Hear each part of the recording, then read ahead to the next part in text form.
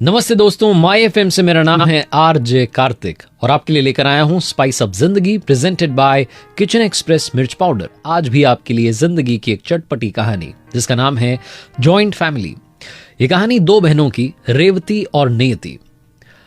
नियति और रेवती दोनों पढ़ाई में अच्छी थीं, दोनों के बीच में कोई झगड़ा नहीं, दोनों बहनें आपस में बहुत प्यार करती थीं। रेवती ने तो पढ़ाई पूरी करने के बाद में शादी भी कर ली थी। रेवती की लव मैरिज हुई थी। इन दोनों बहनों के बीच में करीब 1.5 साल का अंतर था।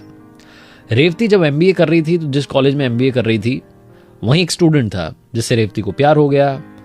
घर वालों ने हाँ कर दी, शादी हो गई। दोनों पति पत्नी न्यूक्लियर फैमिली में रहते थे, बस पति पत्नी और कोई नहीं। घूमना फिरना, कोई रोकने टोकने वाला नहीं, फुल मजे चल रहे थे। जॉब पर जाता पति, ये भी जॉब पर जाती थी, शाम में आते, साथ में खाना बनाते।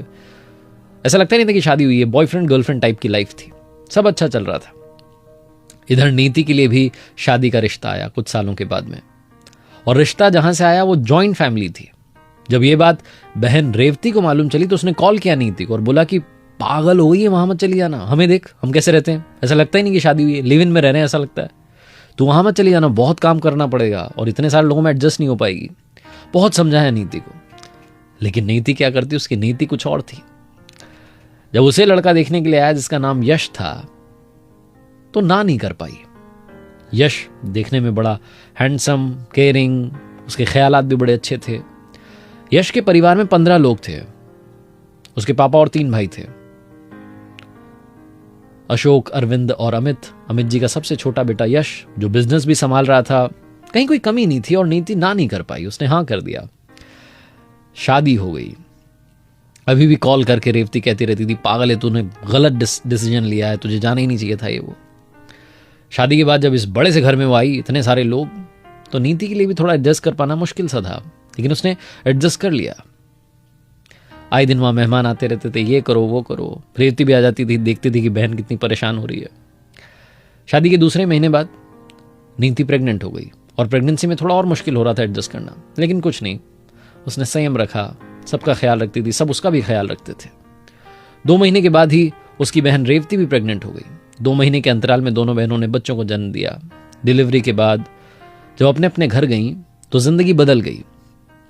जो रेवती थी, जो न्यूक्लियर फैमिली में रहती थी, पति और पत्नी, उनके लिए बच्चे को संभाल पाना बड़ा मुश्किल हो रहा था। उस बच्चे का ख्याल रखना, रात में जब पति आता था ऑफिस से तो चिड़चिड़ा रहता था, बच्चा रोता तो कहता इसको दूर ले जाओ, दूसरे रूम में ले जाओ, यहां मत रखो, रो रहा है ये वो। रेवती को समझ नहीं आ रहा था कि क्या हो रहा है मेरे साथ। बच्चा थोड़ा बड़ा हो तो उसे क्रैश में भेजना शुरू किया, वहां से आता तो जिद्दी होने लग गया था बच्चा। रेवती ने जॉब भी छोड़ दी थी क्योंकि बच्चे का ख्याल रखना था। इस तरफ जो नीति थी उसकी लाइफ कंप्लीटली डिफरेंट थी। उसका बच्चा कभी उसके पास में रहा ही नहीं, कभी चचेरी सास के पास में, कभी सास के पास में, कभी ननद के पास में। सासू माँ तो उस बच्चे को अपने रूम में पालने में सुलाती थी कि बेटा बहू की नींद खराब ना हो जाए। बच्चा थोड़ा बड़ा हुआ तो सास ने कहा कि हमें अपने बिजनेस में एक मैनेजर की जरूरत है और बहू से अच्छा कौन मिलेगा, तुम इतना पढ़ाई लिखाई तुमने की है, पढ़ी लिखी हो, तो तुम मैनेजर बन जाओ और बच्चे की चिंता मत करो, उसे हम संभालेंगे। तो अब नीति जॉब पर भी जाने लगी। नीति और रेवती दोनों की जिंदगी अलग अलग थी। दोनों के बच्चे अलग अलग संस्कारों के साथ बढ़ रहे थे क्योंकि दोनों अलग अलग परिवारों में रह रही थी। एक न्यूक्लियर फैमिली में रह रही थी, दूसरी जॉइंट फैमिली में रह रही थी। छोटी सी कहानी, आखिरी में सवाल सिर्फ यही, जॉइंट फैमिली में रहना सही या गलत?